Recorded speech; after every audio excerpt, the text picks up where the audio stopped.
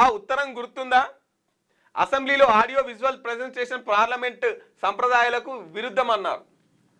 అసెంబ్లీలో audio visuals presentation పార్లమెంటుకు సాంప్రదాయాలకు విరుద్ధం అన్నారు. ప్రతిపక్షంలో ఉన్నప్పుడు నీతులు చెప్పారు. నేడు మంత్రి హోదాలో ప్రెజెంటేషన్కు సిద్ధమయ్యారు. అసెంబ్లీలో అత్యంత జుగుత్సాకరమైన భాష, తీర్మానాలు బీఆర్ఎస్ పోరాట ఫలితమే అని హరీష్ రావు గారు అంటున్నారు.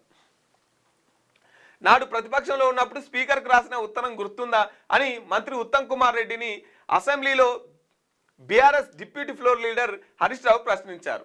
అసెంబ్లీలో ఆడియో విజువల్స్ ప్రెజెంటేషన్ దేశ పార్లమెంటు సంప్రదాయాలకు విరుద్ధమని నాడు లేఖ రాశారని గుర్తు చేశారు. కానీ ప్రస్తుతం అసెంబ్లీ హాల్లో ప్రజెంటేషన్కు సిద్ధపడడం రాజకీయ ద్వంద్వ వైఖరికి నిదర్శనమని విమర్శించారు. ప్రతిపక్షంలో ఉన్నప్పుడు సాంప్రదాయాలు, విలువలు అంటూ నీతులు చెప్పిన కాంగ్రెస్ నేతలు అధికారంలోకి రాగానే వాటిని తుంగల తొక్కారని మండిపడ్డారు.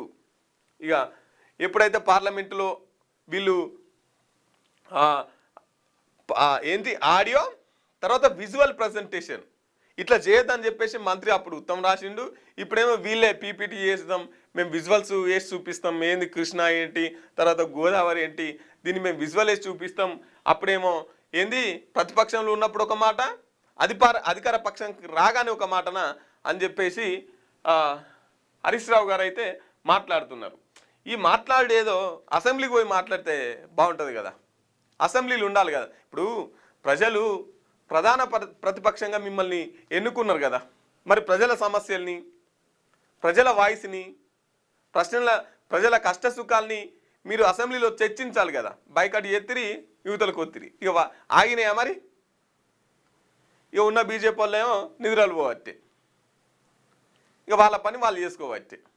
ఎవరు మాట్లాడాలి? ఇప్పుడు ఇష్టం వచ్చినట్టు చట్టాలు చేసుకుంటూ పోతుంటే ఎవరు మాట్లాడాలి? వచ్చిన అవకాశాన్ని వినియోగించుకోవాలి కదా. వాళ్ళు మాట్లాడతారా ప్రజల గురించి?